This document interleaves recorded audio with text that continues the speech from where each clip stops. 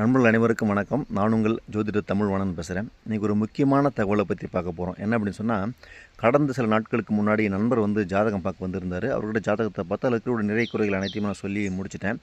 அவருக்கு பார்த்திங்கன்னா 6ஆம் பாவம் வலுத்து இருக்குது, 8ஆம் பாவமும் வலுத்து இருக்குது. அப்படின்னும் போது கண்டிப்பாக வம்பு வழக்கு சண்டை சச்சரவு எதிரிகள் தொல்லை கண்டிப்பாக இருக்கும். அப்போ மொத்தம் பேசி முடிச்சதுக்கப்புறம் கடைசியாக ஃபினிஷிங் டச் வந்தார். ஐயா, என்னை சுற்றி பார்த்திங்கன்னா நிறைய எதிரிகள் இருக்கிறாங்க, நிறைய துரோகிகள் இருக்கிறாங்க. எனக்கு அவங்க கூட வாழவே பிடிக்கல. நான் எங்கே போனாலும் எனக்கு தீங்கு தான் அளிக்கிறாங்களே தவிர நன்மை செய்யறதுக்கு எனக்கு யாருமே கிடையாது அப்படின்னு சொல்லிட்டு ரொம்ப ஃபீல் பண்ணி பேசிகிட்டு இருந்தார். அவரை எப்படி நம்ம சமாளிக்கிறது அப்படின்னு சொல்லிட்டு நிறைய விஷயங்கள் நானும் அவருக்கு அட்வைஸ் பண்ணேன். ஐயா, அந்த உலகமே அப்படி தான் இருக்குது, கலியுகம்னா அப்படி தான் இருக்கும், தன்னை சுற்றி நிறைய தீமைகள் இருக்கும், அதில் நம்ம சர்வே பண்ணி வெளியே வரதான் நம்மளுடைய வாழ்க்கை அப்படின்னு சொல்லிட்டு நிறைய அவருக்கு சமாதானம் கொடுத்தேன். ஆனால் இருந்தாலும் ஒரு சமாதானம் ஆகலை. அப்போ தான் ஒரு அற்புதமான ஒரு கதையை சொன்னேன். நான் ரொம்ப நாளைக்கு முன்னே கேள்விப்பட்ட கதை அந்த கதை. ஆனால் இது உண்மை தான். அப்படின்னு பார்க்கும்போது என்ன அப்படின்னா, இந்த கிருதயுகம், திரேதாயுகம், துவாபர யுகம், கலியுகம் சொல்லிட்டு 4 யுகங்கள் உண்டு. இப்போ நம்ம வாழ்ந்துக்கிட்டு இருக்கிறது கடைசி யுகமாகிய கலியுகத்தில் வாழ்ந்துக்கிட்டு இருக்கோம். இந்த உலகத்தை இறைவன் படைக்கும் பொழுது முதலாக கிருதயுகத்தை படைத்தார். கிருதயுகத்தில் ஃபுல் அண்ட் ஃபுல் பார்த்திங்கன்னா தேவர்கள் தான். நல்ல எண்ணங்கள், நல்ல சிந்தனைகள், நல்ல அறிவுமிக்க ஞானமிக்க மனிதர்களே ஒரு ஒரு தேவர் கூட்டமே பார்த்திங்கன்னா உலகத்தில் வாழ்ந்துட்டு வந்தாங்க. அசுரர்களுக்குன்னு தனி உலகம் கொடுத்துருந்தாங்க. தனி உலகத்தில் அவங்க அசுரர்கள் வாழ்ந்துட்டு வந்தாங்க.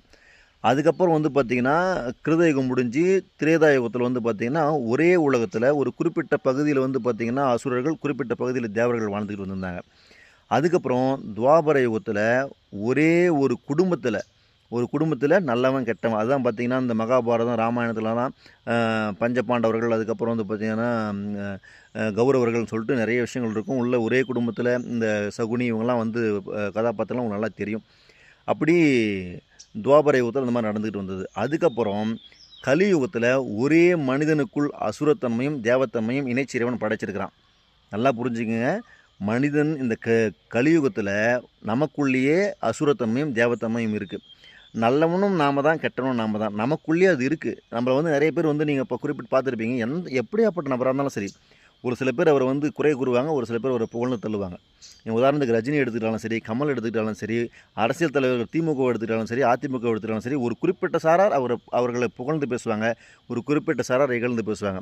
அப்படி நமக்குள்ளேயே நன்மையும் தீமையும் இருந்து கொண்டிருக்கிறது. நம்ம முடிஞ்ச அளவுக்கு நமக்குள்ளே இருக்கிற கெட்ட குணங்களையும் கெட்ட செயல்களையும் மோசமான குணங்களை அனைத்தையுமே நீக்கிவிட்டு நல்ல தேவ குணத்தை நம்ம வளர்த்துக்கிட்டோம்னு சொன்னால் நம்மளும் ஞானியாகலாம்னு சொல்லிட்டு அவருக்கு சொல்லி அமுச்சு வச்சேன். அவரும் மனம் திருப்தியோடு போனார். நம்ம திருந்த வேண்டியது நாம் தான், அடுத்தவங்க கிடையாது. நமக்குள்ளேயே நல்லவனும் கெட்டவனும் இருந்துகிட்டு இருக்கான். முடிஞ்ச அளவுக்கு அந்த கெட்டவனை அடக்கி வைக்கணும், நல்லவனை வளர்த்து விடணும். அதுக்கு தான் நானும் முயற்சி பண்ணிகிட்ருக்கேன். நீங்களும் முயற்சி பண்ணுங்கள். வாழ்க வளமுடன்.